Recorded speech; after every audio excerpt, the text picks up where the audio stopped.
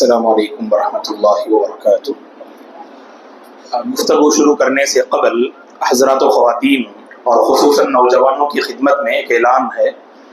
جیسا کہ آپ جانتے ہیں الحمدللہ ہفتہ اور اتوار جیسا کہ امام صاحب نے بھی اعلان کیا کہ بعد نماز ظہر ایک خصوصی پروگرام مسجد کے پہلے فلور میں رکھا گیا ہے، تو کل جو خصوصی پروگرام ہوگا انشاءاللہ اتوار کے دن ظہر کے بعد، وہ خاص نوجوانوں کے سلسلے میں نوجوان مسائل، مشکلات، اسباب اور علاج اس موضوع پر، تو لہٰذا ہم خاص کر نوجوان لڑکے اور لڑکیوں سے اپیل کرتے ہیں کہ اس پروگرام کا حصہ بننے کی کوشش کریں، اور دیگر حضرات و خواتین سے بھی اپیل ہے کہ اس مجلس میں حاضر ہونے کی کوشش کریں۔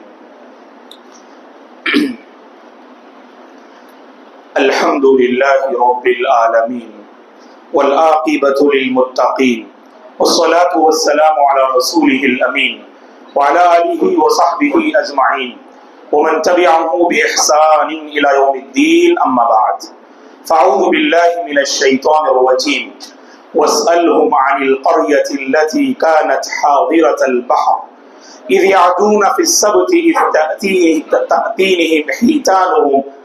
تأتيهم حيتانهم يوم سبتهم شرعا ويوم لا يسبتون لا تأتيهم كذلك نبلوهم بما كانوا يفسقون۔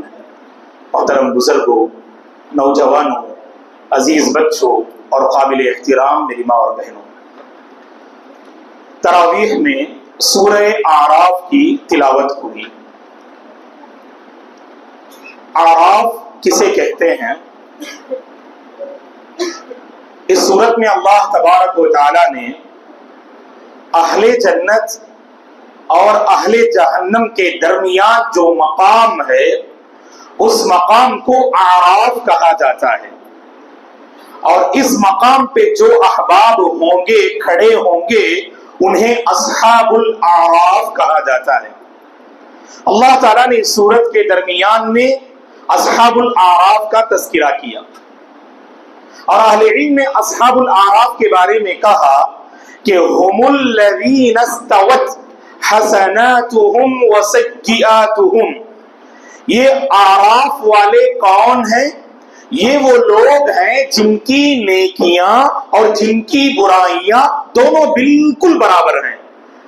نیکیاں اتنی زائد نہیں کہ جنت میں داخل ہو جائیں، برائیاں اتنی زیادہ نہیں کہ جہنم میں داخل ہو جائیں۔ اللہ نے کہا اس صورت میں وَبَيْنَهُمَا حِجَابٌ، اہل جنت اور اہل جہنم کے درمیان اللہ تعالیٰ ایک پردہ حائل فرمائیں گے، اللہ تعالیٰ ایک دیوار قائم فرمائیں گے۔ اس دیوار کا اندرونی حصہ رحمت سے بھرا ہوگا، اور اس دیوار کا بیرونی اور باہر والا حصہ اللہ کے عذاب سے بھرا ہوا ہوگا۔ اور جب یہ اعراف والے اہل جنت کی جانب دیکھیں گے تو ان پہ سلام پیش کریں گے، سلام علیکم کہیں گے، اور یہ اعراف والے جب جہنم والوں کو دیکھیں گے تو اللہ سے دعا کریں گے ربنا لا تجعلنا مع القوم الظالمین، اے اللہ تو ہمارا شمار ظالم قوم میں نہ کر دے۔ اور اہل علم نے لکھا ہے اعراف والوں کے حق میں فیصلہ کیا ہوگا؟ اللہ تعالیٰ اعراف والوں کے حق میں وہاں رب کی رحمت کا پلڑا غالب ہوگا، اور اعراف والے آخر کار جنت میں داخل کر دیے جائیں گے انشاءاللہ۔ تو گویا کہ اعراف کا مطلب وہ مقام ہے جو اہل جنت اور اہل جہنم کے درمیان۔ جب اس سورت کو پڑھتے ہیں دوستو، واللہ اتنی عظیم سورت ہے یہ، میں آپ تمام سے اپیل کروں گا ضرور اس سورت کا معنی ایک مرتبہ ضرور زندگی میں پڑھیے گا۔ یہ سورت میرے اور آپ کے دل کا حال بدل کے رکھ دے گی۔ یہ سورت میرے اور آپ کے دل میں اللہ کا تقوی اور اس کی خشیت پیدا کر کے رکھے گی۔ ایسی سورت ہے، اس سورت میں اللہ تعالیٰ نے مختلف قوموں کے انجام کو بیان کیا۔ اگر ہم انجام کی بات کرتے ہیں، سورت کی شروعات ہی میں اللہ تعالیٰ نے ابلیس کے انجام کو واضح کیا، اور ویسے قرآن کی مختلف آیات میں اللہ تعالیٰ نے ابلیس کا انجام بیان کیا، اور انجام کیا تھا اس کا؟ جب اللہ تعالیٰ نے آدم علیہ السلام کو پیدا کیا تو صرف یہ کہا ابلیس سے جیسے فرشتے سجدہ کریں گے تو بھی سجدہ کر. لیکن ابلیس کو اپنے علم پہ بڑا غرور تھا، ابلیس کو اپنے علم پہ بڑا فخر تھا، اور اس نے کہا کہ اے رب تو نے آدم کو مٹی سے پیدا کیا اور مجھے آگ سے پیدا کیا، آگ مٹی کے آگے کیسے جھک سکتی ہے؟ میں آدم کا سجدہ نہیں کروں گا. تو جو تکبر ابلیس کے اندر پیدا ہوا اس نے ہمیشہ ہمیشہ کے لیے اللہ کی لعنت کا مستحق بنا دیا. اسی لیے ایک فارسی شاعر کہتے ہیں تکبر عزازیل راخار کرد بزندان لعنت گرفتار کرد. اس تکبر نے، اس فخر نے ابلیس کو ذلیل کر دیا اور ہمیشہ ہمیشہ کے لیے لعنت کے قید خانے میں گرفتار کر دیا. کوئی بھی قوم ابلیس کو دعا سے نہیں نوازتی، ابلیس کا نام سنتے ہی زبان پہ بد دعا نکلتی ہے. لعنہ اللہ، اللہ کی اس پہ لعنت ہو. اعوذ باللہ من الشیطان الرجیم، یہ الرجیم ہے، ہمیشہ ہمیشہ کے لیے اللہ کی رحمت سے دھتکار دیا گیا. تو پیغام یہ ہے اس انجام سے دوستو، کبھی تکبر نہ کرنا، کبھی غرور نہ کرنا، کبھی کسی کو حقیر نگاہ سے نہ دیکھنا. کیا پتا جس کو آپ حقیر نگاہ سے دیکھیں اللہ کے نزدیک اس کا بڑا مقام ہو. ہوتا یہ ہے اللہ کبھی کسی کو طاقت دیتا ہے، کبھی کسی کو مال دیتا ہے، کبھی کسی کو عہدہ یا کرسی دیتا ہے. عموماً یہ تین احباب یا کسی کو علم دیتا ہے. علم کا غرور، مال کا غرور، کرسی کا غرور، طاقت کا غرور انسان کو تباہ و برباد کر دیتا ہے. ہمیشہ دوسروں کے کام آئیے، عاجزی اختیار کیجئے گا. اللہ کے نبی نے کیا فرمایا؟ من تواضع للہ رفعہ اللہ، جو اللہ کے لیے عاجزی اختیار کرتا ہے اللہ اس کے درجے کو بلند کرتے ہیں. ہمیشہ عاجزی اختیار کیجئے. آپ ایسے ہو ہر کوئی آپ سے قریب ہو سکے، ہر کوئی آپ سے فائدہ اٹھا سکے، ہر کوئی آپ سے اپنا مسئلہ بیان کر سکے. طاقت دی ہے اللہ نے، کمزوروں کا خیال کیجئے. مال دیا ہے اللہ نے، پریشان حال کی مدد کیجئے. علم دیا ہے، جاہلوں کی خدمت کیجئے گا. اللہ تعالیٰ نے آپ کو کرسی دیا ہے، کرسی کا صحیح استعمال کیجئے، عہدے کا صحیح استعمال کیجئے، ورنہ ایک ایک نعمت کے بارے میں اللہ کے پاس باس پرس ہوگی. تو عموماً جب انسان تکبر کرنے لگتا ہے بہت ساری بھلائیوں سے وہ محروم ہو جاتا ہے. بندو چلیے آگے بڑھتے ہیں. اللہ تعالیٰ نے اس صورت میں مختلف قوموں کے انجام کو ذکر کیا. یہ قوم عاد جن کے پاس اللہ تعالیٰ نے ہود علیہ السلام کو بھیجا، لیکن قوم عاد کو اپنی طاقت پر بڑا غرور تھا. قوم عاد اللہ کے ساتھ شریک کرتے ہوئے اس دور کی سپر پاور قوم تھی. یہ کہتی تھی قوم عاد من اشد منا قوہ، اس روئے زمین میں ہم سے بڑا طاقتور کون ہے؟ کون ہم سے مقابلہ کر کے جیت سکتا ہے؟ طاقت کا صحیح استعمال کرنا چاہیے. وَإِذَا بَطَشْتُمْ بَطَشْتُمْ جبارین، انہوں نے اپنی طاقت کا غلط استعمال کیا. نتیجے میں اللہ کی پکڑ میں آئے قوم یہود، اللہ کی پکڑ میں آئے قوم یہود. اللہ تعالیٰ نے اس قوم کو کیسے ہلاک کیا؟ اللہ تعالیٰ نے اس قوم کو زلزلے سے ہلاک کیا اور ایک سخت چیخ و پکار کے ذریعے یہ قوم عاد تباہ و برباد ہو گئی. اور یہ قوم سمود، اللہ تعالیٰ نے صالح علیہ السلام کو بھیجا، اور صالح علیہ السلام اللہ کے پیغمبر ہے. اس کو ثابت کرنے کے لیے بہت سارے معجزات عطا کیے. ان میں سے ایک عظیم معجزہ جس کی آج تلاوت کی گئی وہ ہے اللہ کی اونٹنی، ناقۃ اللہ.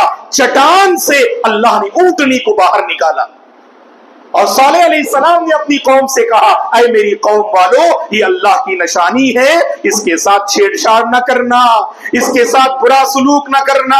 لیکن قوم والے اپنی برائی میں اتنے مگن اور مست تھے کہ صالح علیہ السلام کی آواز ان کے کانوں میں نہیں پڑ رہی تھی. تو ان میں سے ایک شخص کھڑا ہوا، فَعَقَرُوهَا، اس نے اس اللہ کی اونٹنی اور نشانی کا کام تمام کر دیا اور اس نے قتل کر دیا. ہوا کیا اس کے بعد؟ اللہ تعالیٰ نے قوم سمود کو سخت طوفانی بارش سے اللہ نے ہلاک کر دیا. سخرها علیہم 7 لیال و 8 ایام. یہ جو آندھی آئی، یہ طوفانی بارش جو برسی 7 دن اور 7 لیال و 8 ایام، 7 راتیں اور 8 دن مسلسل جو طوفانی بارشیں ہوئی، پوری قوم تباہ و برباد ہو گئی. یہ قوم لوط، شرک کے ساتھ ان کی بڑی برائی یہ تھی. اتأتون الفاحشۃ ما سبقکم بها من احد من العالمین. اپنے ہی ہم جنس لوگوں کے ساتھ غلط کام کیا کرتے تھے، جسے آج کا زمانہ فیشن کا نام دیتا ہے. بلکہ اللہ ہدایت دے، بعض حکومتوں میں اس کی اجازت بھی مل گئی ہے کہ مرد یعنی اپنے ہی ہم جنس مرد کے ساتھ ضرورت پوری کر سکتا ہے، عورت اپنی ہی ہم جنس عورت سے اپنی ضرورت پوری کر سکتی ہے. اللہ حفاظت فرمائے. اس قوم کے اندر یہ بدفعلی تھی، اس قوم کے اندر شرک کے ساتھ ایسی برائی تھی. اس قوم نے فطرت سے بغاوت کیا، نیچر سے بغاوت کیا. اللہ نے اس کو ایسی سزا دی، اللہ نے پتھروں کی بارش برسائی. اللہ تعالیٰ نے قوم لوط پر پتھروں کی بارش برسائی. وَأَمْطَرْنَا عَلَيْهِمْ مَطَرًا. پتھروں کی بارش برسانے کے بعد اللہ نے اس قوم کو اٹھایا اور یوں ہی الٹ دیا. اس لیے الٹا کیونکہ اس قوم نے فطرت کو الٹنے کی کوشش کی. مرد عورت سے اپنی ضرورت پوری کرتا ہے، شوہر اپنی بیوی سے ضرورت پوری کرتا ہے، اور اس قوم نے فطرت کو الٹ دیا. اللہ نے اس قوم کی حالت کو بھی الٹ کے رکھ دیا. اور یہ قوم شعیب، یہ قوم شعیب کہ جن کے پاس حضرت شعیب علیہ السلام پیغمبر بنا کر بھیجے گئے، شرک کے ساتھ ان کی برائی یہ تھی، ناپ تول میں ڈنڈی مارتے تھے، ناپ تول میں کمی کیا کرتے تھے، تجارت و کاروبار میں دھوکہ دیا کرتے تھے. وَيْلٌ لِّلْمُطَفِّفِينَ الَّذِينَ إِذَا اكْتَالُوا عَلَى النَّاسِ يَسْتَوْفُونَ. تو اللہ تعالیٰ نے کیا کیا؟ قوم شعیب کو بھی ہلاک و برباد کر دیا. کیسے ہلاک کیا؟ زلزلے کو بھیجا، زلزلے کو بھیجا. اور اسی طرح سے سخت چنگاڑ کے ذریعے قوم شعیب بھی تباہ و برباد ہو گئی. یاد رکھنا دوستو، جب کوئی قوم حد سے زیادہ نافرمانی کرنے لگے، اللہ تعالیٰ آسمانی آفت یا زمینی آفت میں اسے مبتلا کرتے ہیں. زلزلے ہیں، بجلیاں ہیں، قحط ہیں، آلام ہیں. زلزلے ہیں، بجلیاں ہیں، قحط ہیں، آلام ہیں، کیسی کیسی دخترانے مادر ایام ہیں. اللہ ہم سب کی آسمانی اور زمینی آفتوں سے حفاظت فرمائے. اللہ تبارک و تعالیٰ اس کی آفتوں سے ہم سب کی حفاظت فرمائے. اے اللہ، ہم برداشت نہیں کر سکتے، ہم تاب نہیں لا سکتے، تیری پکڑ اتنی مضبوط ہے. اے اللہ، تیری پکڑ سے ہم سب کی حفاظت فرما. تو یہ جو مختلف قوموں کے واقعات اللہ نے یکے بعد دیگرے اس صورت میں اللہ نے بیان کیا. اگر اس صورت کی بات کہی جائے اور نبی موسیٰ علیہ السلام کا ذکر نہ ہو تو بات ادھوری رہ جائے گی دوستو. اسی لیے اس کے بعد قوم شعیب کے بعد اللہ تعالیٰ نے موسیٰ علیہ السلام کی قوم کا تذکرہ کیا ہے. قرآن مجید میں سب سے زیادہ اگر کسی قوم کا ذکر ہوا ہے وہ قوم موسیٰ بنی اسرائیل کا اللہ نے ذکر کیا ہے. سب سے زیادہ اگر کسی پیغمبر کا نام لیا گیا تو موسیٰ علیہ السلام کا نام لیا گیا. اور ویسے موسیٰ علیہ السلام اور جادوگروں کے درمیان جو مسئلہ پیش آیا کہ جب موسیٰ علیہ السلام فرعون کے دربار میں حاضر ہوئے، توحید کی آپ نے دعوت دی اور بطور نشانی آپ نے اپنا معجزہ دکھایا کہ زمین کے لاٹھی کو زمین پہ ڈالا، وہ لاٹھی اژدہا بن گئی، اور اپنے ہاتھ کو بغل پہ رکھ کے نکالا تو اس میں چمک ظاہر ہونے لگی. تو قوم فرعون اور اس کے درباریوں نے کہا ارے یہ تو جادو سیکھ کر آئے، ہم جادو کی توڑ جادو سے کر کے رہیں گے. وہ مشہور واقعہ آپ جانتے ہیں، اللہ نے قرآن میں کئی مقامات پہ اسے بیان کیا.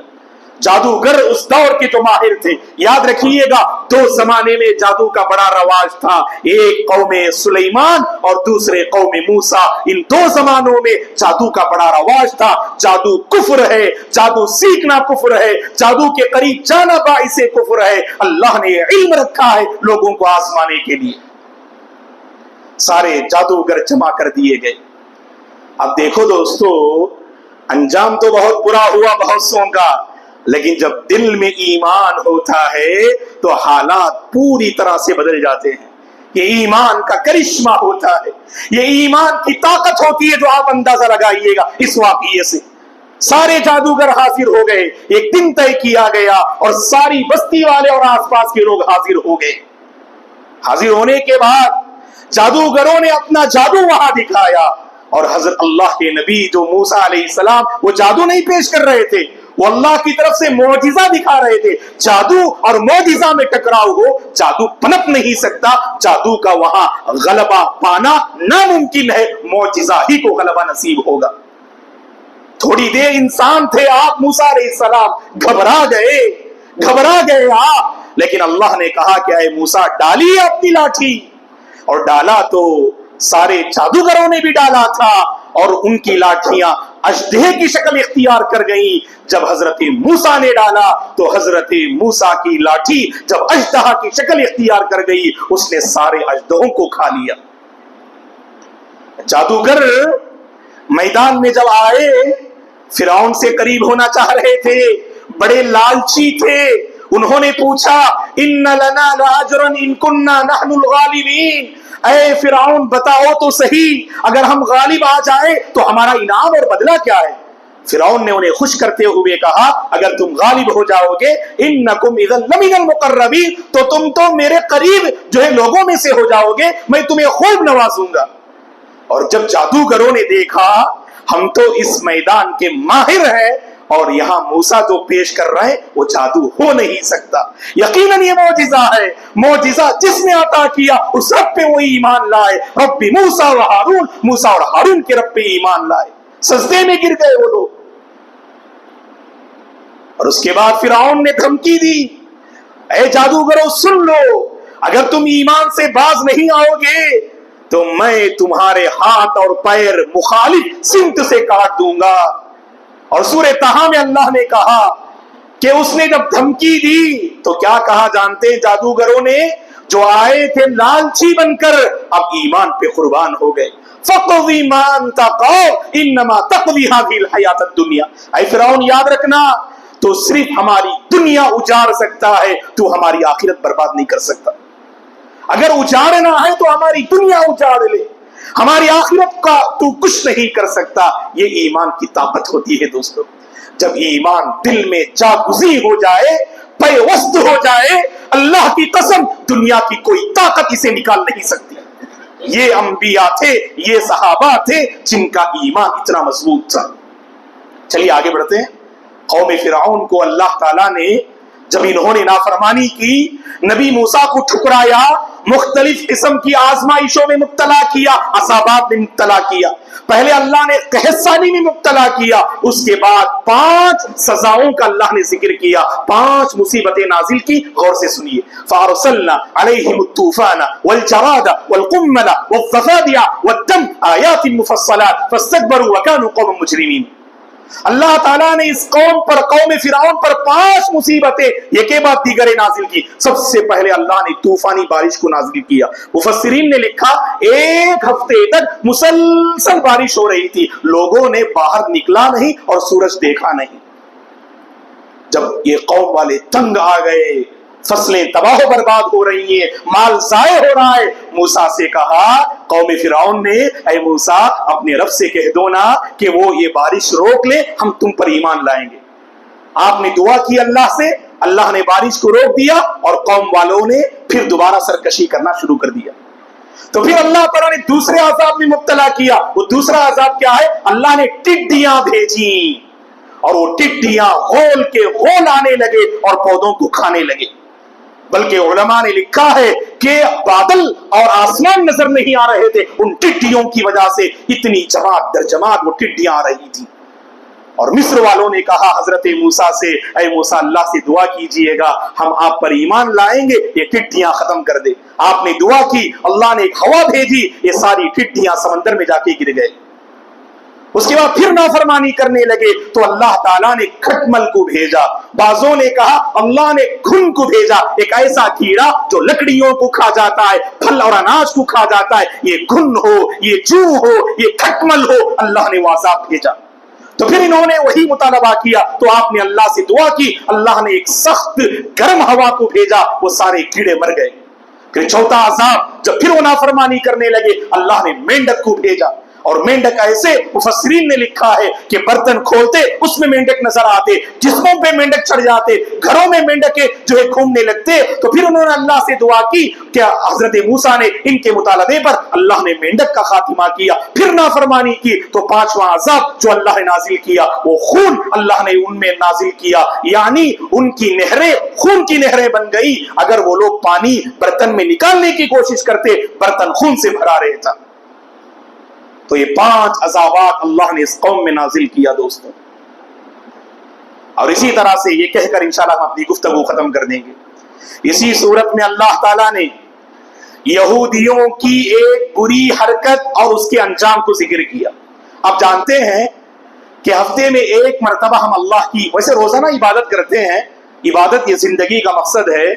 اللہ تعالیٰ مجھے اور آپ کو عبادت پہ باقی رکھے، بندگی کا حق ادا کرنے کی اللہ توفیق عطا فرمائے. لیکن جمعہ میں خصوصی طور پر ہماری حاضری ہوتی ہے.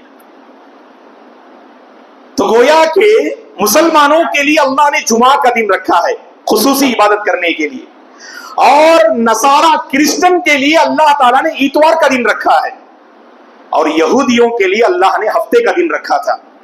چونکہ یہودی خاص کر حضرت داؤد علیہ السلام کے زمانے میں یہودی حد سے زیادہ سرکشی کرنے لگے، تو اللہ تعالیٰ نے بطور سزا یہ ان کو نافذ کیا کہ ہفتے کے دن صرف عبادت کرنا اور عبادت کے علاوہ کوئی کام کاج نہیں کرنا. اللہ کا کرم اس امت کے لیے اذان سے پہلے اپنے کام سے فارغ ہو سکتے ہیں الحمدللہ.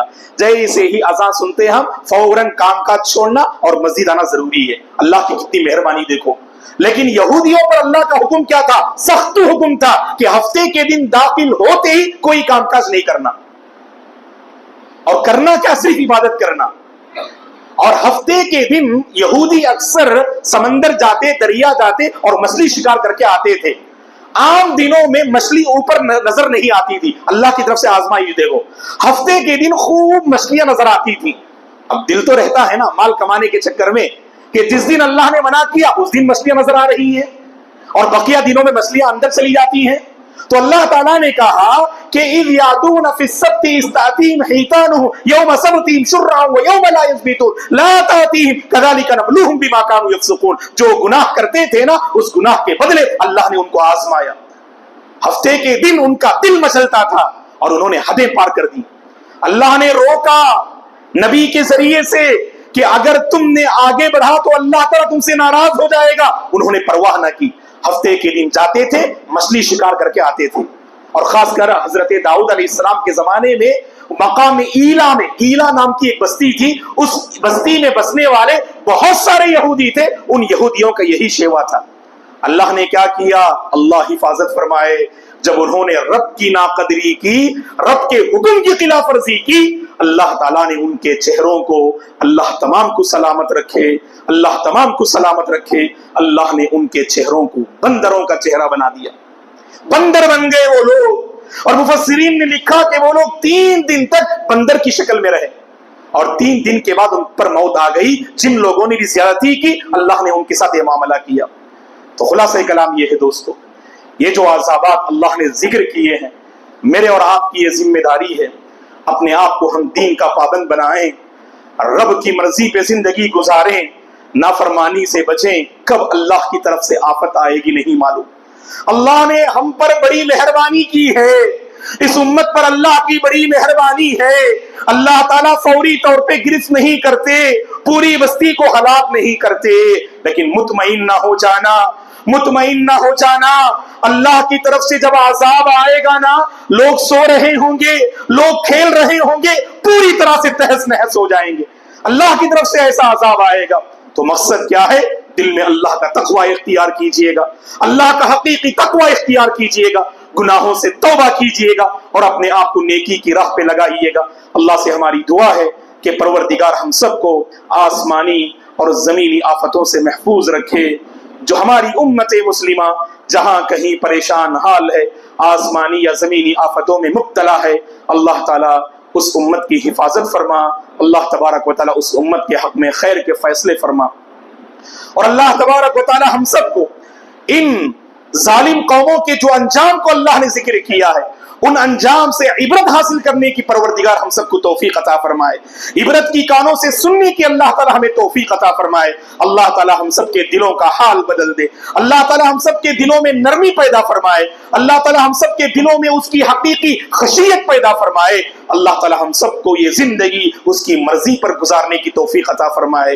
रब की मर्जी पर जिंदगी के सफर को आगे बढ़ाने की अल्लाह हम सबको तौफीक अता फरमाए। रब की मर्जी पे अल्लाह हम सबको बाकी रखे और उसी की मर्जी पर अल्लाह खातिमा नसीब फरमाए। आमीन। अक़ूलु क़ौली हाज़ा व अस्तग़फिरुल्लाह ली व लकुम व लिसाइरिल मुस्लिमीन मिन कुल्लि ज़ंब फस्तग़फिरूहु इन्नहुल गफ़ूरुर रहीम। सुब्हानकल्लाहुम्मा व बिहम्दिक अशहदु अन ला इलाहा इल्ला अंता अस्तग़फिरुका व अतूबु इलैक। अस्सलामु अलैकुम व रहमतुल्लाहि व बरकातुहू।